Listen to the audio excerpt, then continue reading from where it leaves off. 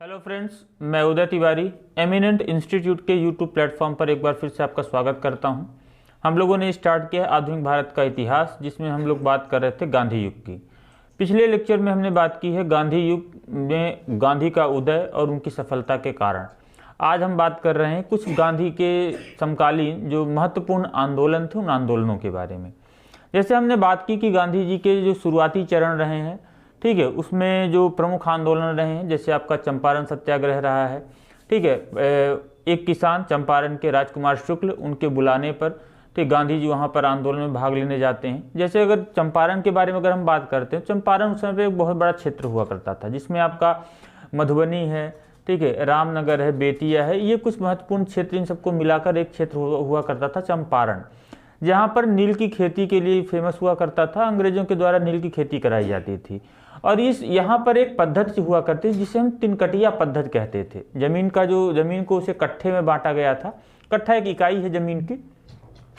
तो 3/20 भाग पर नील की खेती की जाती थी। लेकिन बाद में जब जर्मनी में एक सिंथेटिक डाई का प्रोडक्शन मतलब इन्वेंशन हो जाता है, सिंथेटिक डाई जो रंग बनाने के लिए, रंग करने के लिए यूज़ की जाती थी, तो भारतीय नील की डिमांड भी धीरे धीरे कम हो जाती है, ठीक है। जिसके कारण से भारतीय जो किसान हैं, उनके जो खास करके नील उद्योग से जुड़े हुए थे, उन पर भी प्रभाव पड़ता है। अंग्रेजों ने औने पौने दाम पर, या बोल सकते हैं मनमाने दाम पर, भारतीय किसानों से नील खरीदना शुरू किया था। तो उससे चंपारण में गांधी जी किसानों के साथ किसानों के लिए राजकुमार शुक्ल के बुलाने पर वहाँ पर आंदोलन में भाग लेते हैं, और गांधी जी का ये आंदोलन जो है काफ़ी सफल रहा, ठीक है। उसके बाद हम देखते हैं कि खेड़ा सत्याग्रह रहा है। खेड़ा भी जो है कृषक आंदोलन से संबंधित रहा है। किसानों के भू राजस्व में वृद्धि कर देने के कारण वहाँ पर आंदोलन किया जाता है, ठीक है। हालांकि इस आंदोलन में बाद में अंग्रेजों ने सरेंडर किया, और अंग्रेजों ने ये कहा कि ठीक जो किसान सक्षम है वही किसान लगान दे, बाकी किसानों को लगान देने की आवश्यकता नहीं है। लेकिन आपको ही पता है कि अगर जहाँ ये बात है जो सक्षम है, तो हर एक किसान अपने आप को असक्षम डिक्लेयर कर देता है, और वो इनडायरेक्टली आप बोल सकते हैं गांधी जी की और किसानों की इस आंदोलन में विजय होती है। और जो अगला आंदोलन था असहयोग आंदोलन, ये जो है अहमदाबाद आंदोलन जो है वहाँ के मजदूर वर्ग का आंदोलन था, यानी कि ये कृषक आंदोलन से अलग, ठीक है। किसान मजदूरों ने देखा कि गांधी जी है काफ़ी नामचीन हो चुके हैं, धीरे धीरे दो आंदोलन काफ़ी सफल रहे हैं।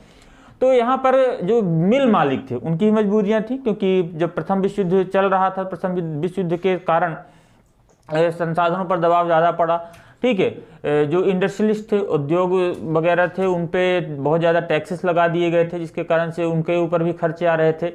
और हुआ ये करता था कि उस समय पे जो इंडस्ट्रियल सेंटर था वो था महाराष्ट्र। अब क्योंकि ज़्यादातर जो मजदूर हैं वो आप क्या कहते हैं उत्तर प्रदेश और बिहार से होकर आया करते थे, तो वहाँ के अहमदाबाद के जो मिल के मालिक थे उनको ये था कि अगर किसान जो है ज़्यादातर महाराष्ट्र की ओर जाते थे, अहमदाबाद वगैरह कंपैरेटिवली कम डेवलप्ड थे इंडस्ट्रीज़ के मामले में, तो किसानों को मजदूरों को रोकने के लिए कि वहाँ के जो मिल वर्कर्स थे, कुछ समय पहले वहाँ पर प्लेग फैला हुआ था। जैसे हम लोगों ने पढ़ा है कि लॉर्ड लिटन के टाइम पर वहाँ पर प्लेग फैलता है, तो लॉर्ड लिटन उस प्लेग के कारण, ठीक है, कोई किसान उस स्थान को अहमदाबाद को छोड़कर महाराष्ट्र की ओर ना जाए, तो इस कारण से वहाँ किसानों को 75% प्लेग बोनस दिया जाता था। 70 से 75% के आसपास हुआ करता था।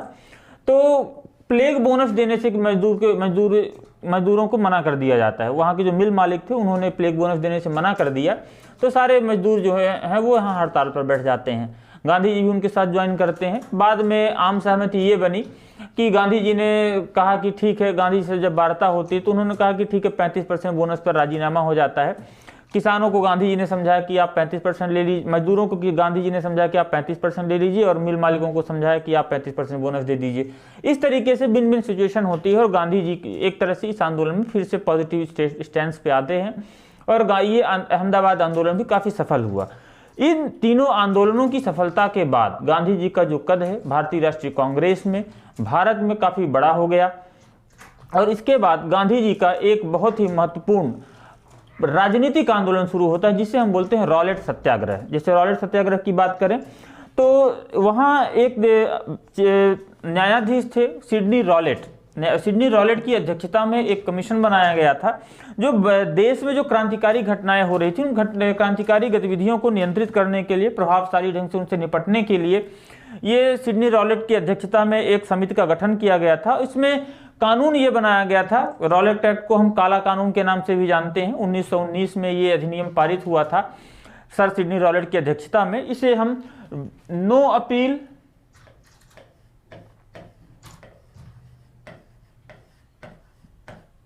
नो वकील और नो दलील का कानून कहते हैं। सिंपल सा ये है कि किसी भी क्रांतिकारी को या किसी भी व्यक्ति को केवल शक के बिना पर 2 साल के लिए गिरफ्तार कर लिया जा सकता था और उनसे इंटरोगेट किया जा सकता था। तो इस तरीके से क्रांतिकारी गतिविधियों को नियंत्रित करने के लिए बिना अपील, बिना वकील और बिना दलील का कानून बनाया गया, जिससे हम रॉलेट एक्ट या काला कानून कहते हैं।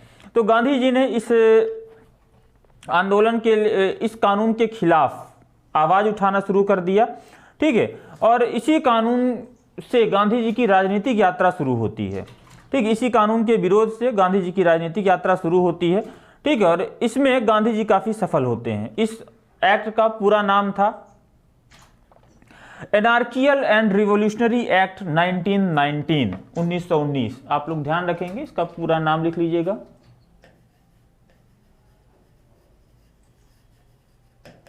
एनार्कियल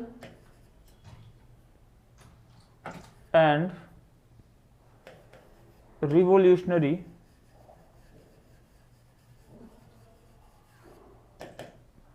एक्ट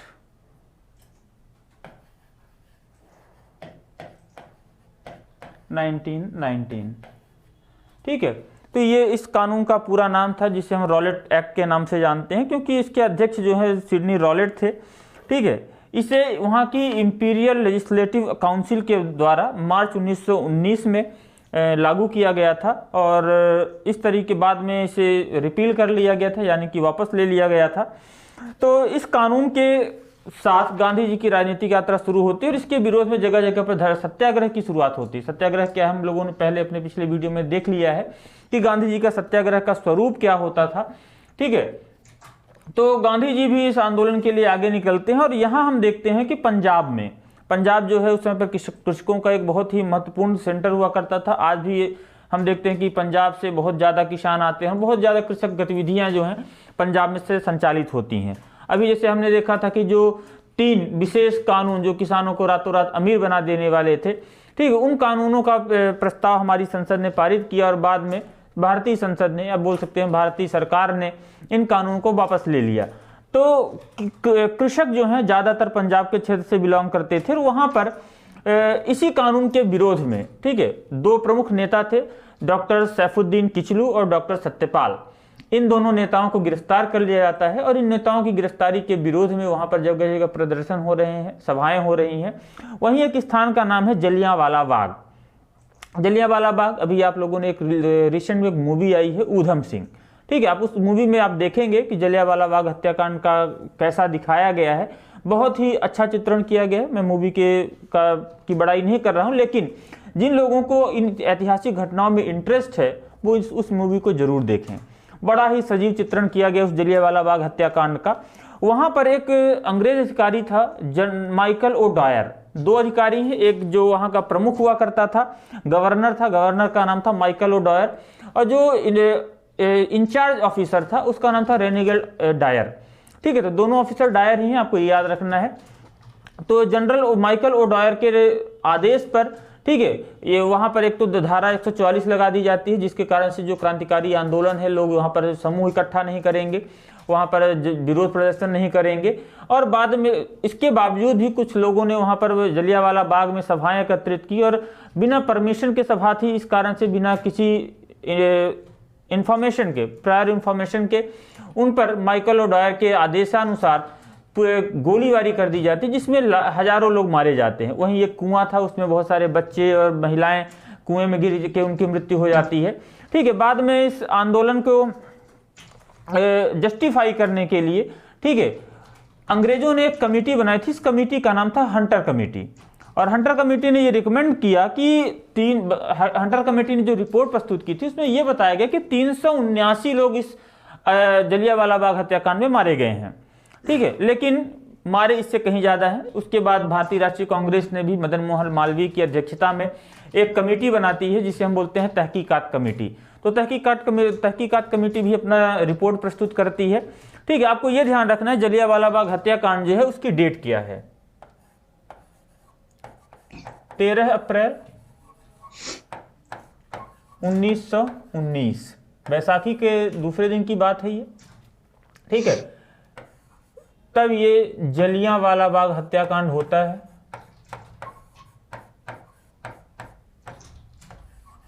गांधी जी इस आंदोलन के लिए वहां पर पहुंचते हैं, लेकिन गांधी जी को रास्ते में ही पंजाब बॉर्डर के पास पलवल नामक स्थान पर ट्रेन से उतार लिया जाता है, दूसरी ट्रेन में बिठा दिया जाता है कि और आप जाइए फिर से बॉम्बे की ओर। तो गांधी जी तो वहां नहीं पहुंच पाते हैं, लेकिन बाद में ये सारे जो आंदोलन है ये आंदोलन होते रहते हैं, ठीक है। जलियांवाला बाग हत्याकांड के विरोध में जो हमारे रविंद्रनाथ टैगोर जी हैं उनको अंग्रेजों ने एक उपाधि दी थी, नाइटहुड की उपाधि दी थी।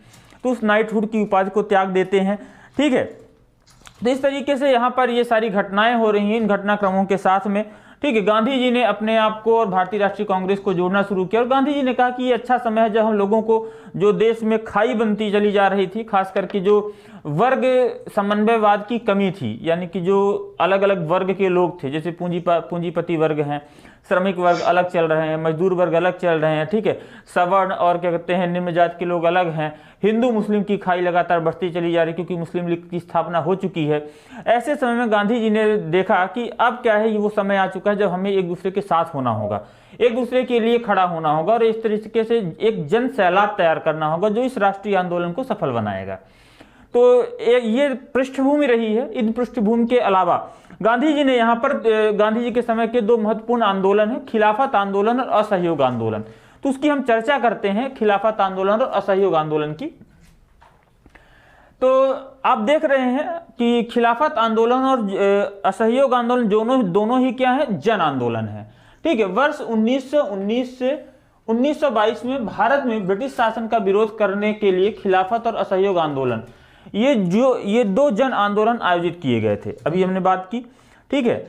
इस आंदोलन के पीछे के कारणों की अगर हम बात करते हैं तो इन कारणों में सबसे बड़ा ये निकल के आया है कि एक तो क्या कहते हैं, जैसे खिलाफत आंदोलन की हम बात करते हैं तो खिलाफत आंदोलन के पीछे हम विश्व पटल पर अगर जाते हैं तो विश्व की बहुत कुछ घटनाएं भी हैं जो बहुत ही महत्वपूर्ण असर छोड़ती हैं, बहुत महत्वपूर्ण छाप छोड़ती हैं, ठीक है। तो विश्व की कुछ घटनाएं, ठीक है। इसके अलावा जैसे तुर्की और जो अंग्रेजों के खिलाफ मतलब बोल सकते हैं अंग्रेजों की जो नीतियां थी, मुसलमानों की संतुष्टिकरण की नीतियां, ठीक है, वो नीतियां भी यहाँ पर कहते हैं उनके खिलाफ हो जाती हैं, ठीक है। तो ये कुछ कारण रहे हैं। जैसे हम देखते हैं कि दोनों ही आंदोलन भिन्न भिन्न मुद्दे होने के बावजूद अहिंसा और सहयोग की एक एकीकृत योजना को अपनाया गया और इसमें कांग्रेस और मुस्लिम लीग का एकीकरण देखा गया। 1916 में भारतीय राष्ट्रीय कांग्रेस का मुस्लिम लीग के साथ जो विलय है वो इन सब का एक बैकग्राउंड बनता है, ठीक है।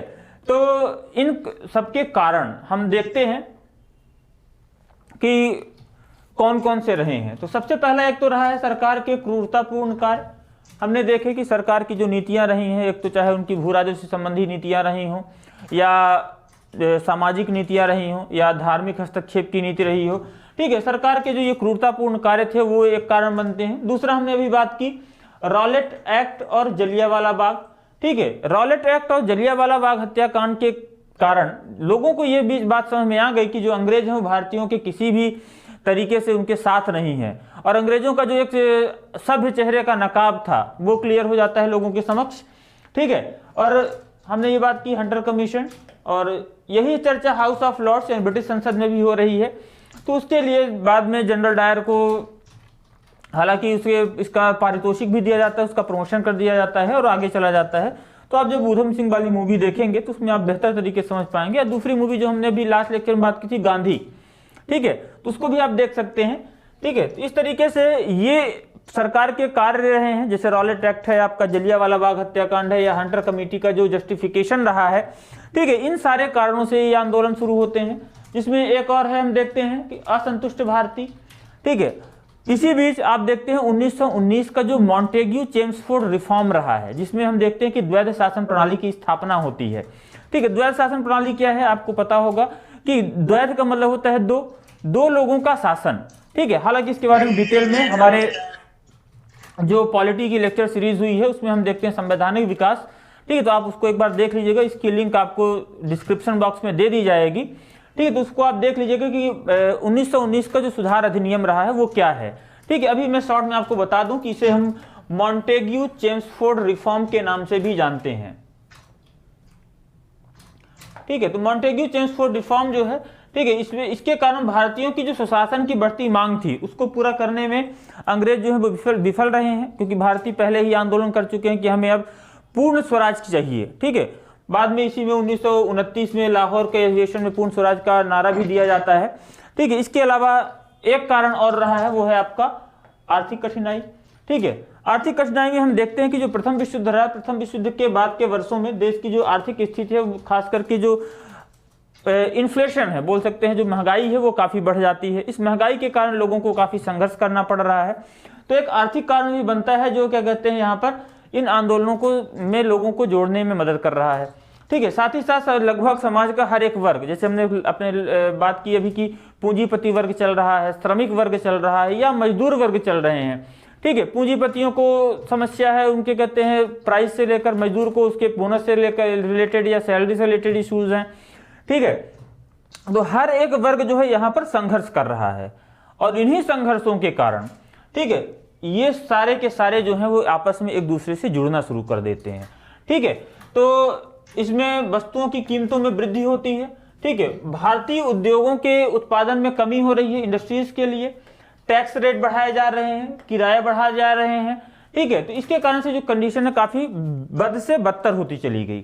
दूसरा, समाज के लगभग सभी वर्गों को युद्ध के कारण आर्थिक कठिनाई का सामना करना पड़ा। मैंने अपने आपसे पहले ही बात की है कि जो वर्ग रहे हैं, जैसे अहमदाबाद मिल आंदोलन देख लें आप, चंपारण का किसान आंदोलन देख लें। ठीक है, ये कुछ कारण रहे हैं। ठीक है, जिसके कारण से लोगों की आर्थिक स्थिति कमजोर हो जाती है, जिसके कारण से वो सब ब्रिटिश सरकार की नीतियों के खिलाफ हो जाते हैं। ठीक है, तो ये रहा है। फिर आता है आपका खिलाफत का मुद्दा। ठीक, अंग्रेजों के खिलाफ तुर्की का गठबंधन। ठीक है, भारत सहित विश्व भर के मुसलमान तुर्की के सुल्तान को अपना आध्यात्मिक नेता या खलीफा मानते थे। प्रथम विश्व युद्ध के दौरान तुर्की ने अंग्रेजों के खिलाफ जर्मनी और ऑस्ट्रिया के साथ गठबंधन किया। ठीक है, तुर्की ने अंग्रेजों के खिलाफ जर्मनी और ऑस्ट्रिया के साथ किया। अब देखिए, प्रथम विश्व युद्ध की बात करें तो इसमें कुछ मित्र राष्ट्र हैं, कुछ कहते हैं सेंट्रल पावर हैं। तो मित्र राष्ट्रों और सेंट्रल पावर के बीच के संघर्ष में हम देखते हैं कि जो तुर्की है वो जर्मनी और के साथ में हो जाता है, जर्मनी और ऑस्ट्रिया के साथ में अंग्रेजों के खिलाफ होता है। तो अंग्रेजों ने उनके खिलाफ कड़ी पॉलिसी अपनाई है। साथ ही साथ जो तुर्की में जो सबसे प्रमुख इस्लाम धर्म का नेता हुआ करता था, जिसे हम खलीफा बोलते हैं, उसके पद को इन्होंने नकार दिया। दूसरी ओर हम भारत में देख रहे हैं कि ये मुसलमानों के साथ तुष्टीकरण की नीति खेल रहे हैं। ठीक है, उन्होंने भारतीय मुसलमानों को क्या कहते हैं एक राजनीतिक प्रोपेगेंडा या एजेंडा बना रखा है। जैसे आज देखते हैं कि जितने भी राजनीतिक दल हैं लगभग इन सारी चीजों को उपयोग कर रहे हैं। तो ये सारी चीजें कहाँ हैं, अंग्रेजों की ही देन हुई है। तो यहाँ पर भारत का जो भारतीय मुसलमान है उसके भी इमोशंस कहीं ना कहीं खलीफा से जुड़े हुए हैं। ठीक है, इस कारण से भारतीय जो मुसलमान है वो भी अंग्रेजों की इस नीति के खिलाफ उनके विरोध में खड़ा हो जाता है। ठीक है, अब उसमें हम देखते हैं कि आपका जो अमेरिकन रिवॉल्यूशन देखते हैं, तो अमेरिका में जो न्यूयॉर्क है, न्यूयॉर्क का जब इतिहास पढ़ते हैं तो वहां पर हम देखते हैं कुछ ऐसी घटनाएं हुई, जैसे बाल्कन वाला क्षेत्र है, वहां पर जो युद्ध वगैरह होते हैं। तो इन घटनाक्रमों में हम देखते हैं कि ये तुर्की जो है वो अंग्रेजों के खिलाफ हो जाते हैं। ठीक है, ये सारी चीजें खिलाफत का मुद्दा बनती हैं। ठीक है, जिससे भारतीय मुसलमान जो है वो असंतुष्ट हो जाता है। और भारतीय मुसलमानों ने प्रथम विश्व युद्ध के दौरान इस विश्वास के साथ ब्रिटिश सरकार का समर्थन किया था कि तुर्की साम्राज्य, यानी कि जो ऑटोमन एम्पायर है, इसे हम तुर्की साम्राज्य के नाम से जानते हैं। ठीक है, उसमें खलीफा को महत्वपूर्ण स्थान दे दिया जाएगा। लेकिन प्रथम विश्व युद्ध के बाद तुर्की साम्राज्य विभाजित हो गया, ऑटोमन एम्पायर अलग अलग पार्ट्स में डिवाइड हो जाता है। ठीक है, और खलीफा को सत्ता से हटा दिया जाता है, अभी हमने बात की। ठीक है, इससे भारतीय मुसलमान नाराज हो जाते हैं, न केवल भारत के बल्कि विश्व के मुसलमान नाराज हो जाते हैं। और अली भाई, शौकत अली और मोहम्मद अली ने ब्रिटिश सरकार के खिलाफ खिलाफत आंदोलन शुरू कर दिया। तो आपको ये ध्यान रखना है कि खिलाफत आंदोलन की शुरुआत किसने की है, तो अली बंधुओं ने की है। कौन है वो, तो शौकत अली और मोहम्मद अली। और 1919 से लेकर 1924 के बीच तक ये आंदोलन जो है चलता रहा। ठीक है, तो आपको ये बहुत ही इंपॉर्टेंट फैक्ट है आपके लिए, एग्जाम के लिए यहाँ से निकल कर आता है। खिलाफत आंदोलन की शुरुआत किसने की है, तो शौकत अली और मोहम्मद अली ने इस आंदोलन की शुरुआत की है। ठीक है, वर्ष 1919 में की शुरुआत में ही अली बंधुओं ने, ठीक है, मौलाना अबुल कलाम आज़ाद और अजमल खान हजरत मोहानी के नेतृत्व में अखिल भारतीय खिलाफत कमेटी का गठन किया, खिलाफत समिति का गठन किया। और इस खिलाफत समिति ने अपना स्टैंड व्यक्त किया, जिससे कि अंग्रेजी सरकार को तुर्की के प्रति अपना रवैया बदलने के लिए मजबूर किया जा सके। ठीक है, और इसके लिए जगह जगह पर आंदोलन शुरू कर दिए गए। और ये आंदोलन, इस आंदोलन में भारतीय राष्ट्रीय कांग्रेस का भी समर्थन मिल जाता है। गांधी जी ने एक अच्छा अवसर पाया कि यहाँ पर हम मुसलमानों की जो धार्मिक भावनाएं हैं उसे हम एक राष्ट्रीय आंदोलन में कन्वर्ट कर पाएं, और गांधी जी भी जो है इस आंदोलन में सहयोग कर देते हैं।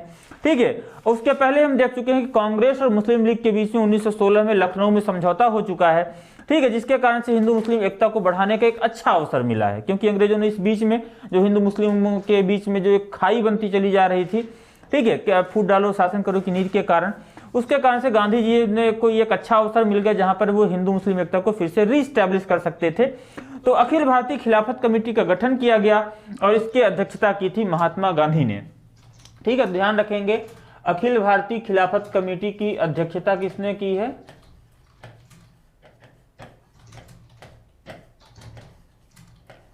महात्मा गांधी ने की थी। ठीक है, तो इसमें भारतीय मुसलमानों की मांगे क्या थी। ठीक है, पहला एक तो मांग ये थी कि मुस्लिम पवित्र स्थानों पर खलीफा का नियंत्रण बरकरार रखा जाए, यानी मुसलमानों के जो महत्वपूर्ण पवित्र धार्मिक स्थल हैं वहां पर खलीफा के वर्चस्व को बनाए रखा जाए। साथ ही साथ टेरिटोरियल अरेंजमेंट के बाद खलीफा को पर्याप्त क्षेत्र दे दिया जाना चाहिए, एक तो मांग ये थी। ठीक है, इसमें कांग्रेस का जो प्रारंभिक रुख था वो ये था, खिलाफत आंदोलन को सफल बनाने के लिए कांग्रेस का सहयोग आवश्यक था। अब बिना, क्योंकि कांग्रेस एक राष्ट्रीय पार्टी के रूप में उभर रही थी, ठीक, इसलिए कांग्रेस का समर्थन मिलना इस आंदोलन के लिए बहुत ही आवश्यक था। ठीक है, महात्मा गांधी खिलाफत के मुद्दे पर सरकार के खिलाफ सत्याग्रह और असहयोग शुरू करने के पक्ष में थे। गांधी जी चाहते थे कि हम यहाँ पर असहयोग आंदोलन सत्याग्रह की शुरुआत करें, क्योंकि गांधी जी को इसके पहले भी छला गया है। जब 1915 में गांधी जी भारत आते हैं तो उन्हें रिक्रूटमेंट सार्जेंट के रूप में हम जब देखते हैं तो उन्होंने अंग्रेजों से इन्हीं शर्तों पर रिक्रूटमेंट की बात करी थी कि हम आपका सहयोग प्रथम विश्व युद्ध में तब करेंगे जब आप हमें स्वराज दे देंगे। तो गांधी जी ये चाहते थे कि कहते हैं सत्याग्रह और असहयोग आंदोलन किया जाए, लेकिन कांग्रेस जो है इस तरीके की राजनीतिक कार्यवाही में एकजुट नहीं थी। ठीक है, बाद में कांग्रेस ने अपना समर्थन देने की इच्छा जाहिर की, क्योंकि यह हिंदुओं मुसलमानों को एकजुट करने और ऐसे जन आंदोलनों में मुस्लिम भागीदारी को शामिल करने का एक सुनहरा अवसर था। ठीक है, भारतीय राष्ट्रीय कांग्रेस ये समझ रही थी कि कहीं ना कहीं इस आंदोलन में अगर हम सपोर्ट कर देते हैं तो जो हमारी जो मांगे हैं वो अंग्रेजों को मजबूर कर देंगी झुकने के लिए। ठीक है, तो इस तरीके से एक देशव्यापी आंदोलन के लिए एक आधार बनाया गया और नवंबर 1919 में अखिल भारतीय खिलाफत सम्मेलन आयोजित किया गया। ठीक है, जिसमें असहयोग आंदोलन के जो प्रोग्राम थे, जैसे विदेशी वस्तुओं का बहिष्कार किया जाना, ठीक है, ये सारी यहाँ पर गतिविधियां हो जाती हैं। ठीक है, और इस तरीके से यहाँ पर गांधी जी के आंदोलन में की शुरुआत होती। ऐसे ही असहयोग आंदोलन, अब क्योंकि असहयोग आंदोलन की शुरुआत 1 अगस्त 1920 को होनी थी, तो वहाँ पर लोकमान्य तिलक जी की मृत्यु हो जाती है। मृत्यु के कारण से ये आंदोलन थोड़ा सा पोस्टपोन कर दिया जाता है, क्योंकि गांधी जी को ये लगा कि अब अंग्रेजों ने किसी भी तरीके से हमें सपोर्ट करना बंद कर दिया है, वो अब हमें सहयोग नहीं कर रहे हैं, तो इसलिए उन्होंने कहा कि अब अंग्रेजों के साथ हम भी कोई सहयोग नहीं करेंगे। ठीक है, इस कारण से उन्होंने जो प्लान स्टार्ट किया उसे हम क्या बोलते हैं, असहयोग आंदोलन। तो ये असहयोग आंदोलन की शुरुआत एक तो जलियांवाला बाग हत्याकांड के दमनकारी नीतियों के खिलाफ, ठीक है, गांधी जी का आंदोलन होता है। ठीक है,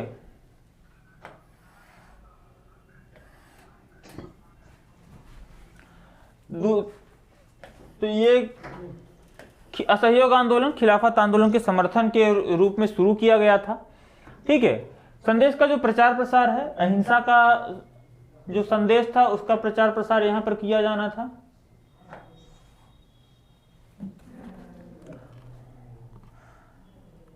तो आंदोलन की घोषणा के दिन लाखों देशवासियों ने गांधी जी को समर्थन देने और सरकार के प्रति विरोध को प्रदर्शित करने के लिए कोई कार्य नहीं किया। गांधी जी ने जो अली बंधु थे,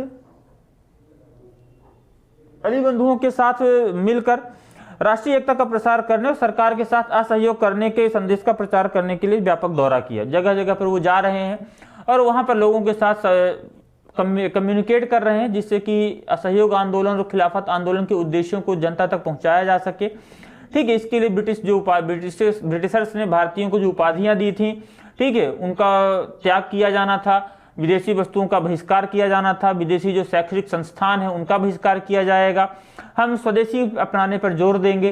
ठीक है, खास करके जो इस आंदोलन में महिलाओं ने भी काफी भाग लिया है। ये एक ऐसा आंदोलन था जिसमें महिलाओं का सहयोग बहुत ही महत्वपूर्ण हो जाता है। ठीक है, जगह जगह विरोध प्रदर्शन होने लगे, सभाएं होने लगी, इस पे विदेशी वस्त्रों की होली जलाई जाने लगी। ठीक है, विदेशी जो बर्तन थे उनका बहिष्कार किया जाने लगा।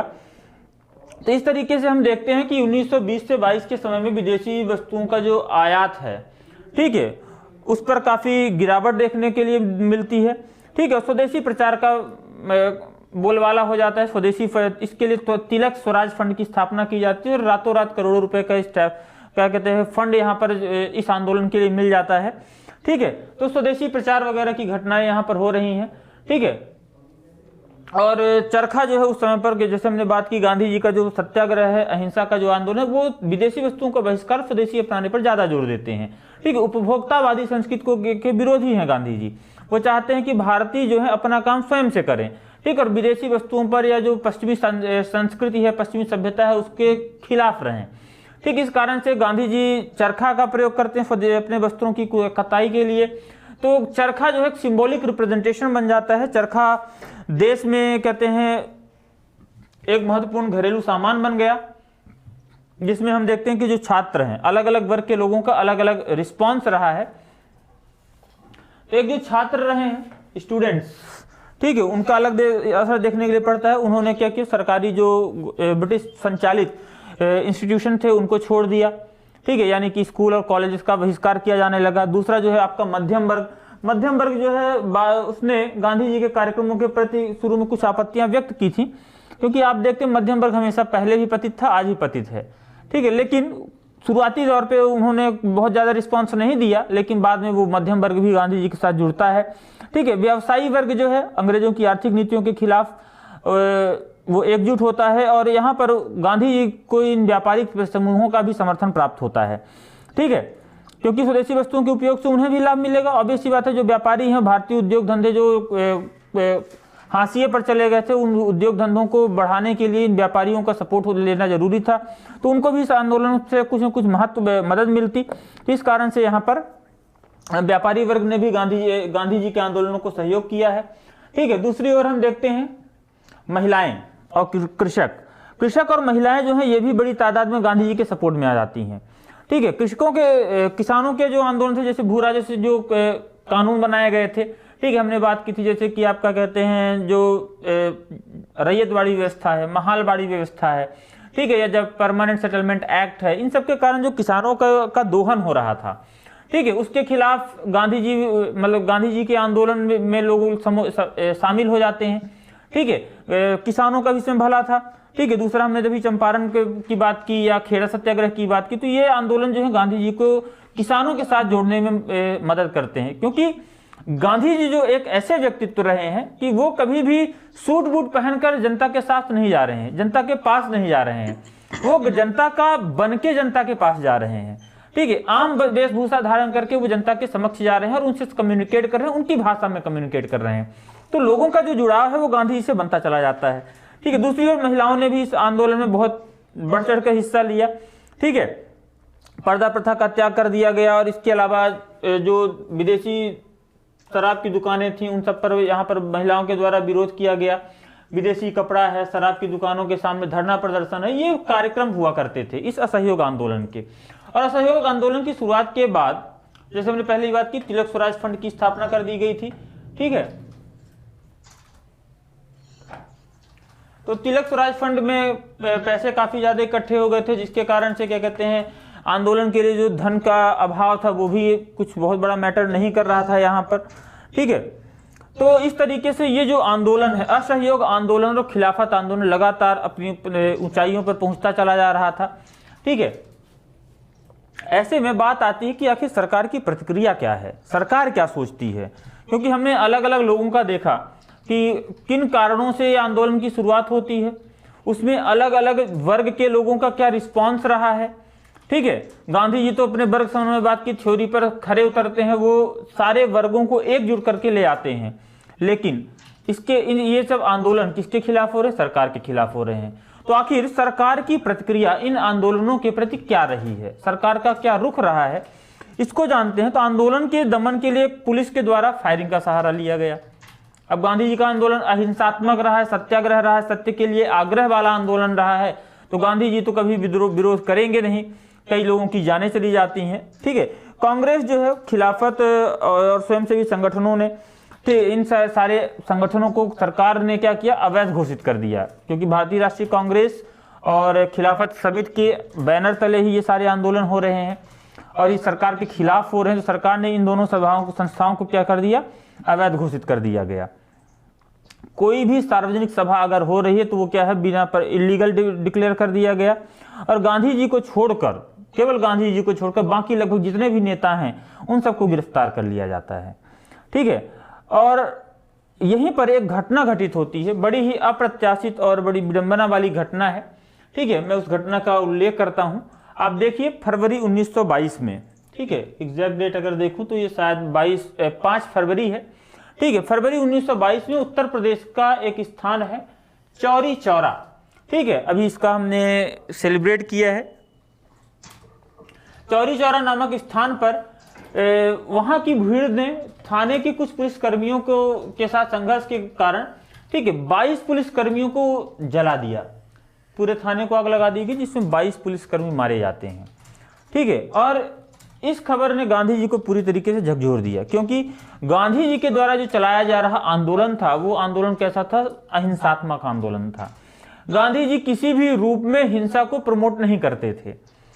लेकिन अब क्योंकि किसानों के खिलाफ अंग्रेज जो आंदोलनकर्मी थे, जो किसान थे, उनके खिलाफ जो अंग्रेजों का रवैया था, हमने बताया कि दमनकारी रवैया था, वो एनी हाउ इस आंदोलन को दबाना चाहते थे, क्योंकि हिंदू मुस्लिम एकता यहाँ पर बहुत ही मजबूत हो गई थी। ठीक है, तो इस कारण से अंग्रेजों की नीतियों के खिलाफ कुछ किसानों ने उग्र प्रदर्शन किया और उस थाने को जला दिया, इसमें 22 पुलिसकर्मी मारे जाते हैं। ठीक है, तुरंत ही गांधी जी ने वारधा से इस आंदोलन को वापस लेने की घोषणा कर दी गई। ठीक है, और इसके बाद गांधी जी जो है, गांधी जी को इस आंदोलन के बाद गिरफ्तार भी कर लिया जाता है। ठीक है, हालांकि बाद में जब उनका स्वास्थ्य बिगड़ जाता है तो उनको 6 साल की सजा दी जाती है, 6 साल के पहले ही रिहा कर दिया जाता है। और इसके बाद 1924 का जो कांग्रेस का अधिवेशन होता है बेलगांव कर्नाटका में, वहां पर गांधी जी भारतीय राष्ट्रीय कांग्रेस के अध्यक्ष भी बनाए जाते हैं। ठीक है, लेकिन गांधी जी का ऐसे समय में जो आंदोलन को वापस लेना है वो बहुत सारे लोगों को पचा नहीं। ठीक है, नेताजी सुभाष चंद्र बोस ने, इन्होंने कहा कि ऐसे समय पर जब पूरे देश में जोश उफान पर था, ऐसे समय में गांधी जी का जो आंदोलन को वापस लिया जाना किसी को अच्छा नहीं लगा। ठीक है, हालांकि गांधी जी की इतनी इज्जत थी, इतना सम्मान था कि लोगों ने उसका विरोध नहीं किया और अंततः 1922 में यह आंदोलन जो है वापस ले लिया जाता है। ठीक है, अब हम बात करते हैं कुछ और फैक्ट्स की, कुछ और महत्वपूर्ण बिंदुओं की, जैसे आंदोलन की विफलता के कारण क्या है। ठीक है, तो आंदोलन विफल क्यों हुआ, इसको हम देखते हैं। इसमें जो पहला कारण है, एक तो सरकार के द्वारा बातचीत का अभाव। सरकार जो है वो किसी भी तरीके से किसी मुद्दे पर किसी भी पार्टी से बात करना नहीं चाहती है, ना वो गांधी जी का से बात करना चाहती है, ना ही जो कृषक वर्ग से, ना ही जब व्यापारी वर्ग से, ना ही महिलाओं से, किसी से भी सरकार बात नहीं करना चाह रही है। यानी कि आप सिंपली बोल सकते हैं इग्नोरेंस। सरकार ने इस आंदोलन को पूरी तरीके से इग्नोर कर दिया और इसी इग्नोरेंस के कारण जो इस आंदोलन की जो गति है धीरे धीरे कम होती चली गई। सिंपल सा ऐसा आप समझ लीजिए कि आप जब किसी भी चीज को तवज्जो ज्यादा देते हैं तो वो ज्यादा उफान पर चढ़ती है। जैसे अभी आपने देखा किसान आंदोलन, ठीक है, साल भर हो गए थे इस आंदोलन को चलते हुए, करीब 600-700 लोग मारे जाते हैं। ठीक है, शुरू में तो खूब अच्छा मीडिया कवरेज मिला और खूब हाइप दी गई, आंदोलन खूब चढ़ा, लेकिन बाद में मीडिया ने कवरेज देना बंद कर दिया, लोगों ने इंटरैक्ट करना बंद कर दिया, तो आंदोलन की रफ्तार धीरे धीरे कम होती चली गई। बहुत सारे किसान बिना आंदोलन को वापस लिए ही अपने स्थान पर वापस लौट गए, लेकिन कहीं ना कहीं अंततः आंदोलन सफल रहा। ये आंदोलन, लेकिन असहयोग आंदोलन के टाइम पर ऐसा नहीं था।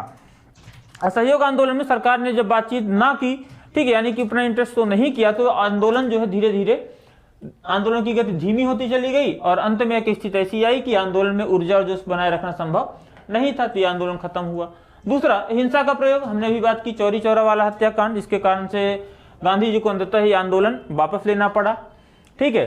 तीसरा जो है सक्रिय प्रतिक्रिया का अभाव, ठीक है। हम देखते हैं कलकत्ता, बॉम्बे और मद्रास जैसी जगहों पर जहां पर कुलीन राजनेताओं का केंद्र था, ठीक है, गांधी जी के बुलाने पर भी ये लोग वहां पर आंदोलन में पार्टिसिपेट नहीं करते हैं, ठीक है। अब क्योंकि जब एलीट क्लास के लोग इस आंदोलन में नहीं जुड़ रहे हैं, तो जो मध्यम वर्ग है, निम्न वर्ग है, उसका जो मनोबल है वो डाउन होता है, मोरल जो है वो डाउन होता है, जिसके कारण से क्या कहते हैं ये आंदोलन कमजोर हुआ, ठीक है। अगला एक कारण हम देखते हैं खिलाफत के मुद्दे की प्रासंगिकता की समाप्ति, ठीक है। अब क्योंकि नवंबर 1922 में तुर्की के लोग मुस्तफा कमाल पाशा के अधीन उठ खड़े हुए और सुल्तान को राजनीतिक सत्ता से वंचित कर दिया गया था, तो तुर्की को एक धर्मनिरपेक्ष राज्य घोषित कर दिया गया। ऐसे में तुर्की की जो कानून प्रणाली थी, एक यूरोपीय शैली की स्थापना की गई और महिलाओं को यहाँ पर व्यापक अधिकार दे दिए गए थे, ठीक है। साथ ही साथ शिक्षा का राष्ट्रीयकरण कर दिया गया और आधुनिक कृषि और उद्योगों का विकास हुआ, जिसके कारण से 1924 में ये जो खिलाफत आंदोलन था वो बंद कर दिया गया, ठीक है। यानी कि आंदोलन की जड़ को ही खत्म कर दिया गया पूरी तरीके से।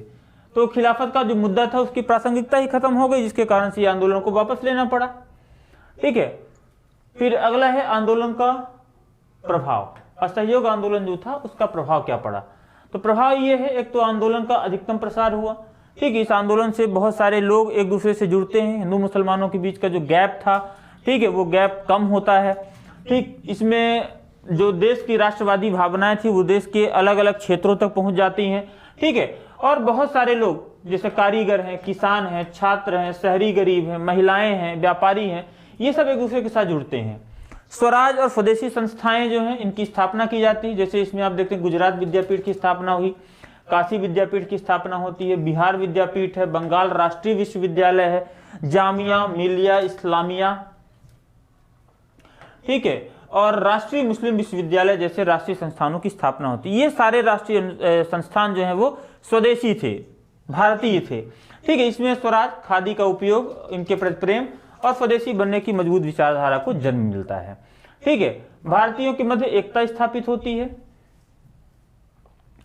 ठीक है। इसके अलावा आर्थिक मोर्चे पर भी प्रभाव पड़ता है। आर्थिक मोर्चे में हम देखते हैं विदेशी वस्तुओं का जब बहिष्कार किया गया तो विदेशी फंड इस पर असर पड़ता है, ठीक है। विदेशी कपड़े का आयात आधा हो गया था। कई स्थानों पर व्यापारियों और सट्टेबाजों ने विदेशी वस्तुओं के व्यापार या विदेशी व्यापार के वित्त पोषण से इनकार कर दिया गया था, तो ये हम पहले ही चर्चा कर चुके हैं। तो आर्थिक मोर्चे पर अंग्रेजों को नुकसान देखने के लिए मिलता है, ठीक है। और इससे संबंधित कुछ और इस टॉपिक से यानी खिलाफत और असहयोग संबंधित कुछ महत्वपूर्ण तथ्य हैं, ठीक है। जैसे मैं उनकी बात करूं तो जो पहला तथ्य है, एक तो ये 1920 में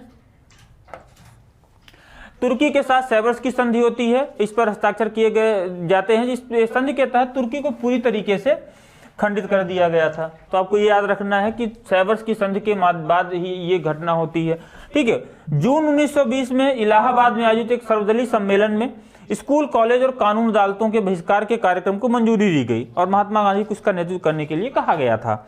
और 31 अगस्त 1920 में खिलाफत समिति ने असहयोग का अभियान शुरू किया और औपचारिक रूप से इस आंदोलन को शुरू किया जाता है। यानी कि 31 अगस्त 1920 से ये खिलाफत आंदोलन औपचारिक रूप से शुरू होता है। अगला है सितंबर 1920 में कांग्रेस के कलकत्ता अधिवेशन में, ठीक है, पंजाब तक असहयोग कार्यक्रम को विस्तारित करने के लिए मंजूरी दे दी गई और खिलाफत की कमियों को दूर कर स्वराज की स्थापना की गई, ठीक है।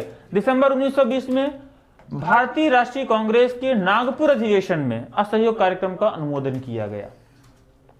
ध्यान रखेंगे जो दिसंबर का सेशन है ये रेगुलर आम सेशन होते हैं और बीच में कभी भी विशेष सत्र बुलाए जाते हैं। भारतीय राष्ट्रीय कांग्रेस का ये शुरू से ही चलता आ रहा है। हम लोगों ने इसके बारे में, जब हम भारतीय राष्ट्रीय कांग्रेस की शुरुआत करते हैं वहां पर हम लोगों ने इसके बारे में विस्तृत पढ़ा हुआ है, ठीक है। और कुछ महत्वपूर्ण संगठनात्मक परिवर्तन होते हैं, जैसे कांग्रेस का नेतृत्व करने के लिए 15 सदस्यों की एक कांग्रेस कार्य समिति, वर्किंग कमेटी CWC का आयोजन किया जाता है, ठीक है। तो इस तरीके से ये कुछ महत्वपूर्ण बिंदु हैं जो खिलाफत आंदोलन और असहयोग आंदोलन से संबंधित रहे हैं, ठीक है। इसमें हमने अपना जो प्री और मेंस दोनों से संबंधित जो महत्वपूर्ण बिंदु हैं उन पर चर्चा करते हैं। इसी में हम बाद में देखेंगे कि स्वराज पार्टी की स्थापना यहाँ पर होती है तो इन कुछ घटनाक्रमों के बारे में अपने अगले वीडियो में देखेंगे। तो अगले वीडियो के अपडेट्स के लिए चैनल को सब्सक्राइब करें। आज का हमारा ये सेशन कैसा लगा, अपना फीडबैक हमें कमेंट्स के माध्यम से बताएं, ठीक है। और साथ ही साथ जो हमने बात की कि कुछ लिंक्स हम आपको प्रोवाइड करेंगे, जो हमारे पुराने वीडियोस हैं वो आप इससे संबंधित वीडियो देख सकते हैं। तो चैनल पर बने रहने के लिए धन्यवाद। आपका दिन शुभ हो।